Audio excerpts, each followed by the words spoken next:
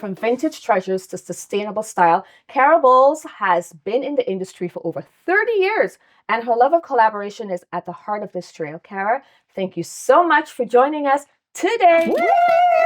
Yay! welcome. Thank you. I know you told me a little bit about your story when I first got here, but if you can just let us know, how did you first get started in the world of antiques and vintage, and what led you to open reDiscovered on Marsh? So about 30 years ago, my husband and I were moving into our first place, and we started looking for things and couldn't get over the lack of quality and the price. So I had grown up going to auction sales and antique shows and all those kinds of things, and so we started. And when we started, we really were looking at the quality. And the quality, you have to be patient to find the unique pieces that you want, but the quality was there. So little by little, we kept doing this and we got a lot of stock. So we decided, okay, well, we'd like to share this love of antique and vintage with other people. So we started doing shows. So 8 to 10 shows a year we had a booth in a mall. We had kids. We're both working full time. I retired 5 years ago. And when this little shop came open, my grandpa and grandma lived right up the street. So I know Clarksburg really well. And when it came open, my husband and I said, hey, maybe we should think about opening a shop. And we haven't looked back. It's been great. Amazing. So the Antique Trail is a unique collaboration of locals supporting. Can you tell us how the idea came together and why it is so important to you? So we also run the Thornbury Antique Show. And the reason that's important is because I knew the people in the area that were part of the show. So I went and spoke to a couple of them and said, listen, I think this would be a great idea because day trips are important. We're trying to support local. We're trying to, and having been in the business, I know it takes, you can't go to many small towns and find 5 antique and vintage shops just easily. You can go to great big malls, you can do all that kind of stuff, but you can't find the brick and mortar chit chat with the owner experience. So they were on board. And then, a couple of the Thornbury people contacted me and said, we think this is a great idea. Let's participate. So now we have 5. And actually there's a couple other ones on top of that that are in the area as well. So we have 7 antique and vintage shops. So it's really great. Wow. Amazing. Okay, so if someone's planning to come antiquing, what should they know about the area? So we are in the Georgian Bay region. It's a beautiful region.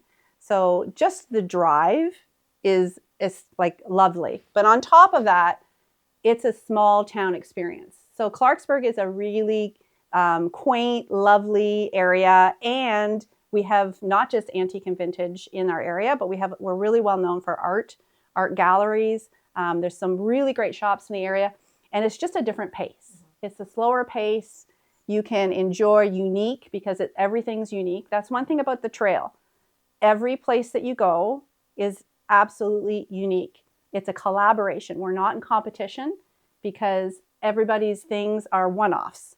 So, if somebody finds something that they love and they don't buy it and they come in the next time to buy it and it's not here, I can't call my wholesaler. Right. It is what it is, and we complement each other. So I think the area is lovely. It's right on Georgian Bay. We're just down the street from Thornbury, 3 minutes, and it's beautiful. Are there any funny or quirky items that have come your way? Yeah, so there's things in the store that everybody comes in and says, so what is this?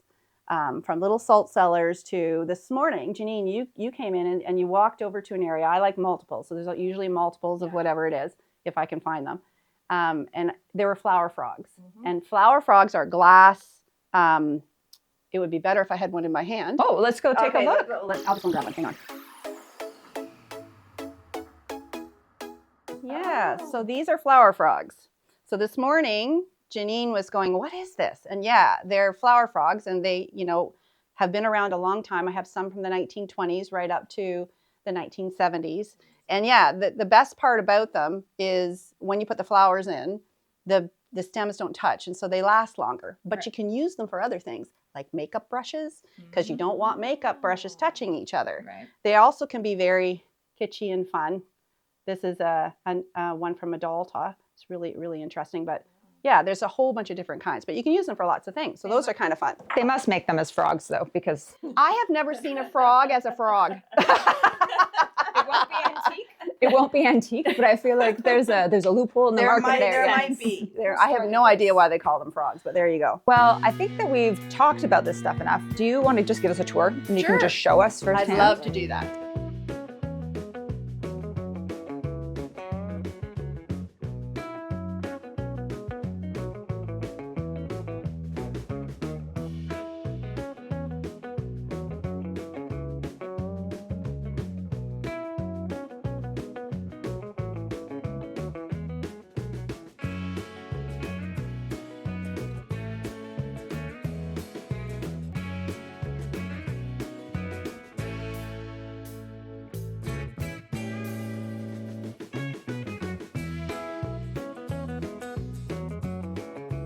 Kara, thank you so much for sharing your story and for showing us how community, creativity, and collaboration can come together in such a unique way. But we're just getting started. When we come back, Kara's taking us to the next stop along the trail for even more vintage gems and unexpected finds. Stick around. We'll be right back. So we're going down the street. Yes, we are. We're literally 2 blocks.